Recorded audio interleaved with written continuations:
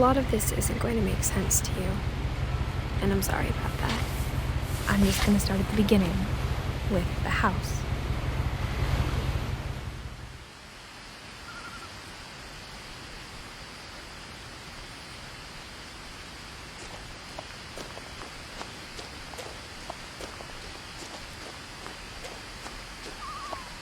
I lived here until I was 11, but I wasn't allowed inside half the rooms.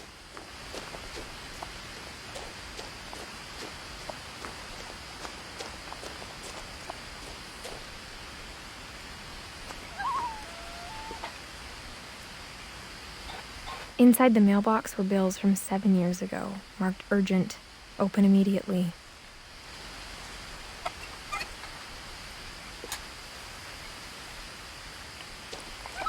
I hadn't been back since my brother Lewis's funeral.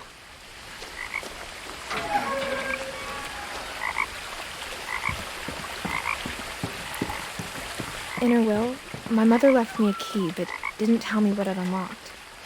Maybe she thought I'd know. Or she thought the mystery would be enough to bring me back.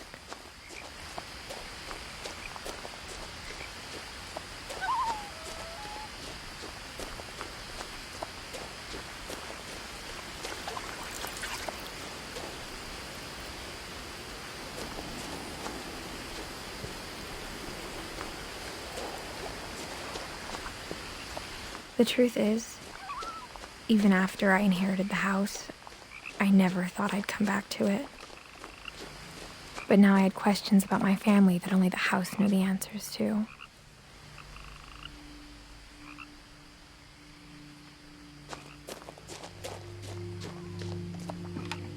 The woods around the house have always been uncomfortably silent, as if they're about to say something but never do.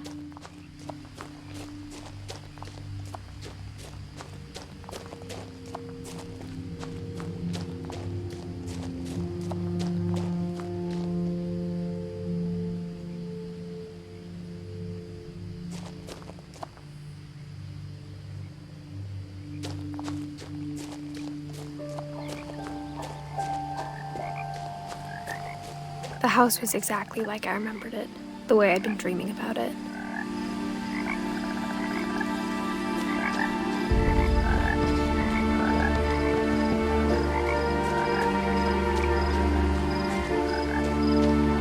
As a child, the house made me uncomfortable in a way I couldn't put into words.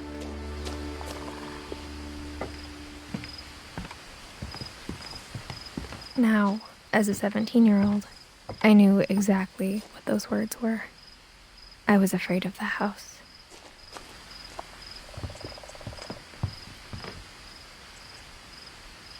I hoped the key might unlock the front door. It didn't.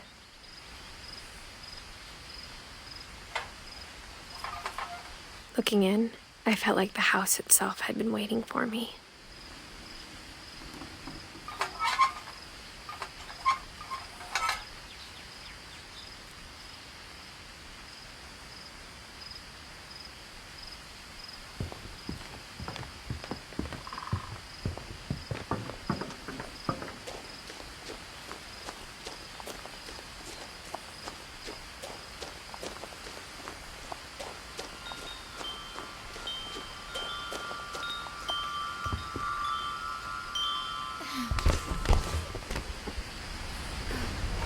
Crawling through the doggy door used to be a lot easier when I was 11.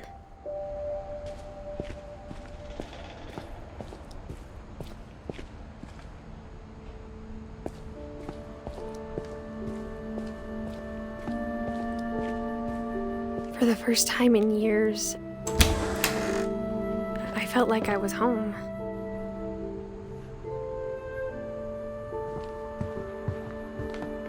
But instead of a family, there were just memories of one.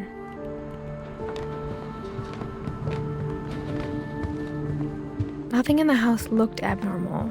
There was just too much of it, like a smile with too many teeth. Mom always told me to stay out of the basement, so I wasn't too surprised when the key didn't fit.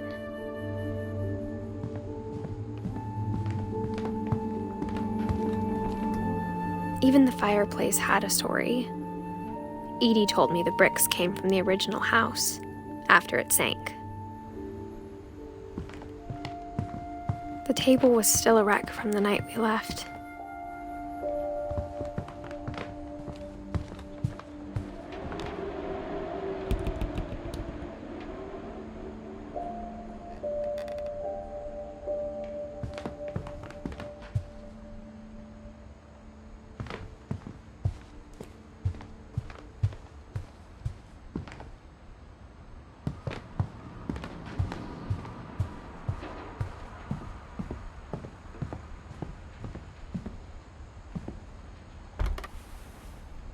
Edie told me once that every Finch who ever lived is buried somewhere in the library.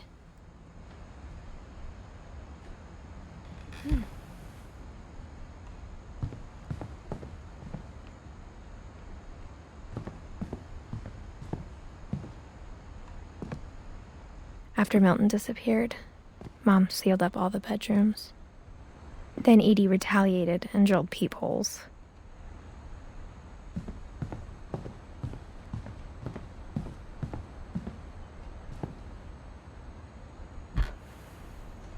The last time I was in Edith Sr.'s room, I was 10 and she was painting my portrait.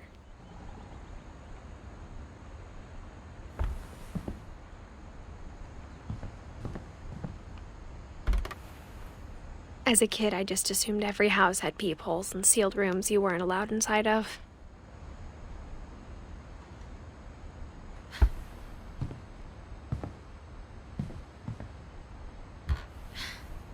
My Grandpa Sam spent 7 years sharing a room with his dead brother, Calvin.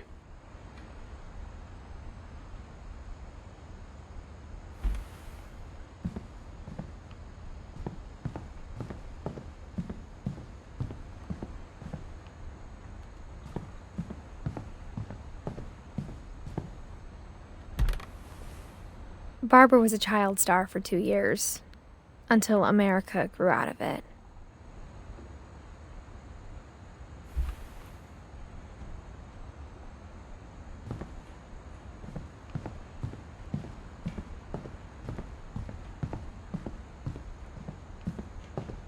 I spent a lot of time playing in Great Uncle Walter's room. Lewis told me there were secret passages, but I never believed him.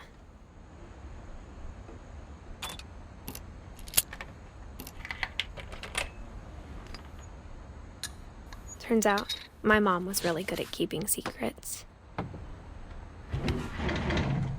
Now it was time to find out what my mom had been afraid of.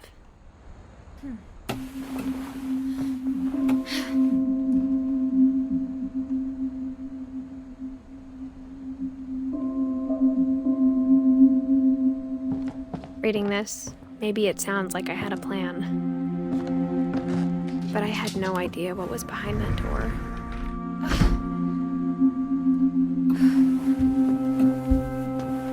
Just like I had no idea where all this was gonna lead. I grew up looking at Molly's room through the peephole. Being inside for the first time, I felt like I'd stepped behind a painting.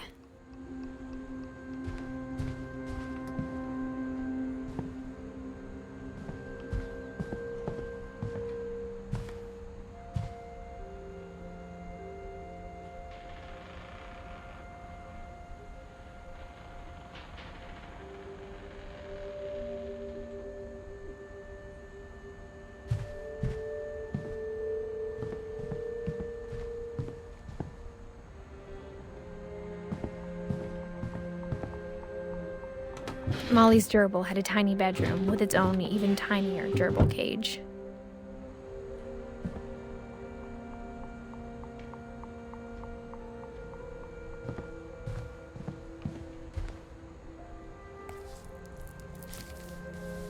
December 13th, 1947. Dear Diary, I'll be gone soon, but I wanted to tell somebody about what's gonna happen. It started when Mom sent me to bed without dinner. I woke up and I was starving, so I looked around for something to eat.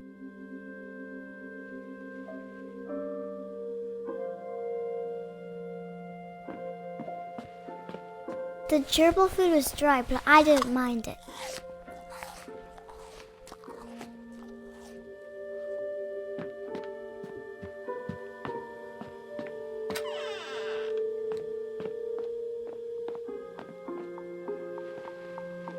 I ate a lot of things that night.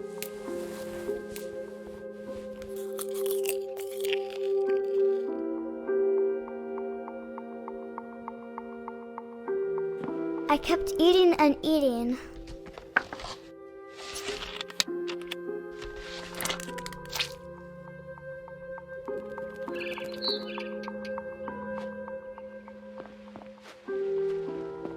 Then I heard chirping outside my window. It was a barn swallow going back to her nest. I reached out for her.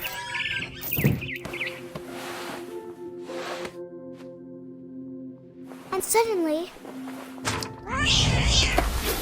I was a cat.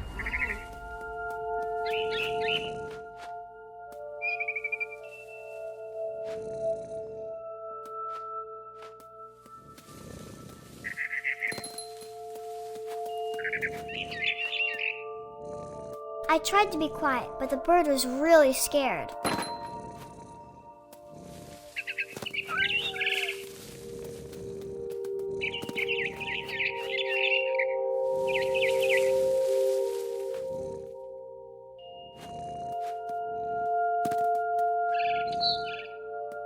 Mom and Dad didn't even look at me.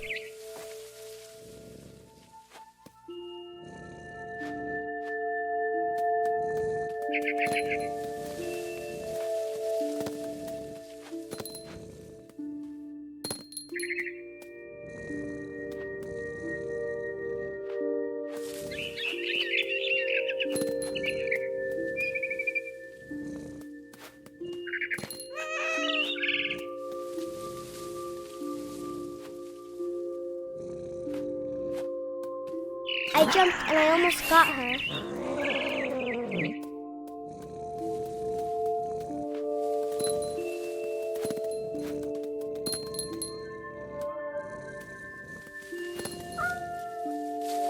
I could tell she was getting really tired.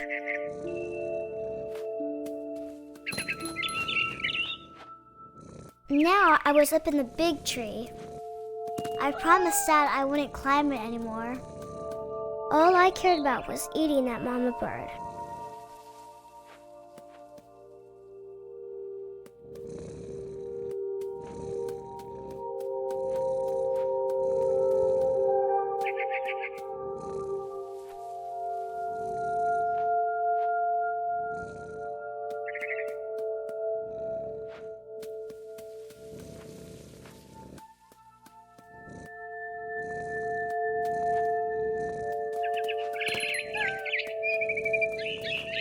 I gobbled her up.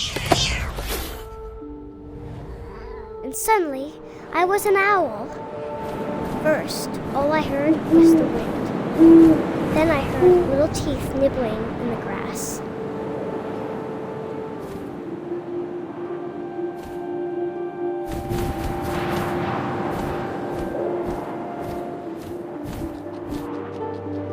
Rabbits.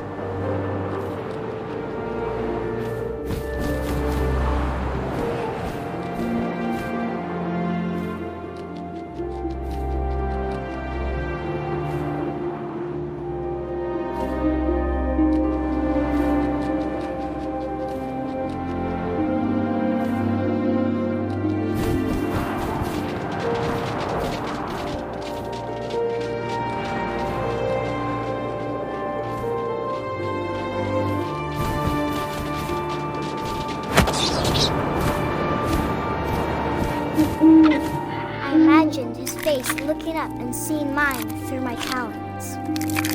I swallowed him up, and I didn't chew one bit. Then I flew off to find something bigger.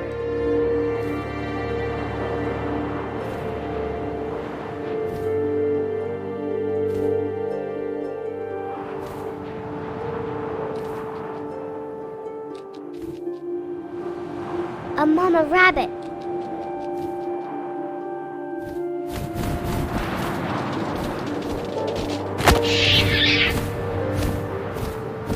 She was almost too big to carry. I started choking, but I couldn't stop eating. And suddenly, I was a shark.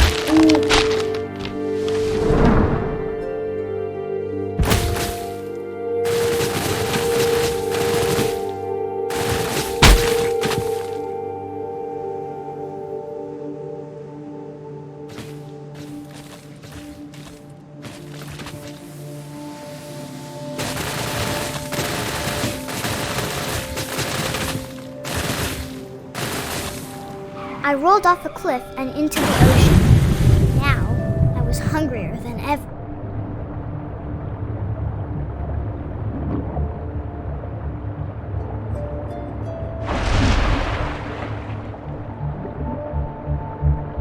I wanted fat, juicy seals.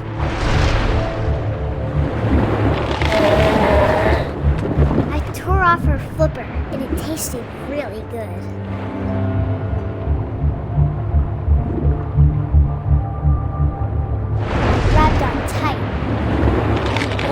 So hungry, I jumped out of the water. When I opened my eyes, everything had changed.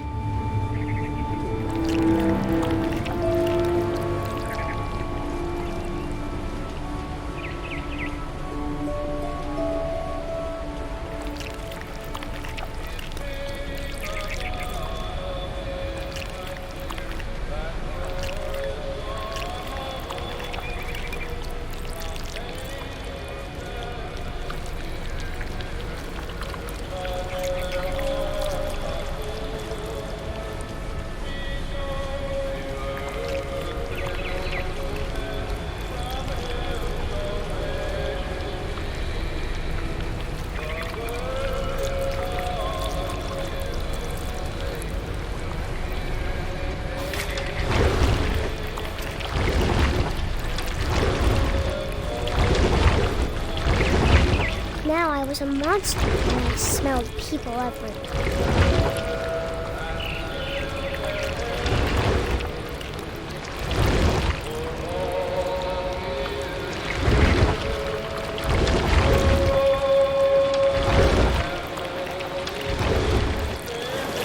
I was big, but I moved real quiet.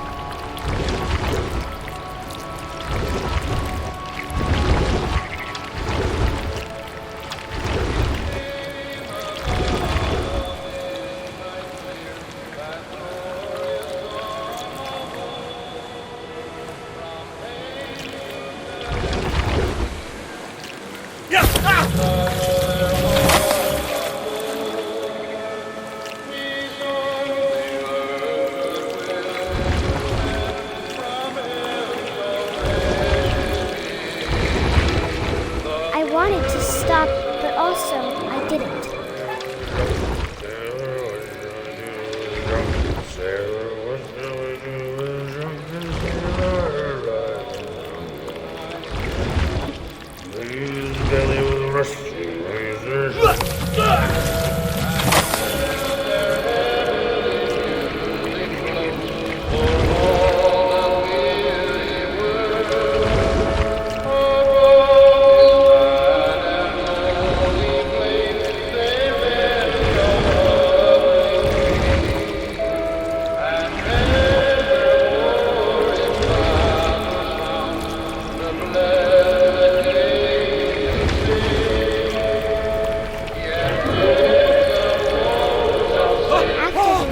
passenger, I was still hungry. And across the water, I smelled something new. Something I had to have, so I swam towards it.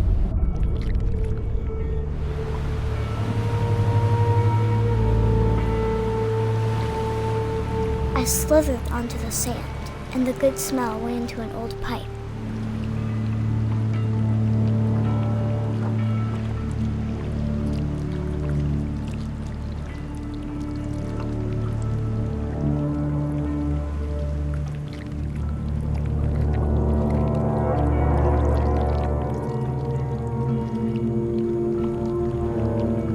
I got closer and closer.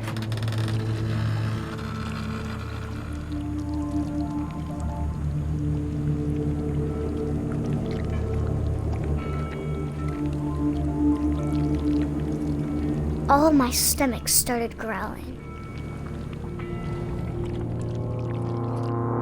And suddenly, I was me again. I held my breath for a long time, but I couldn't hear anything.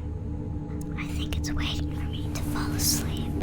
But it's not going to wait much longer. It needs to feed, and we both know I will be delicious.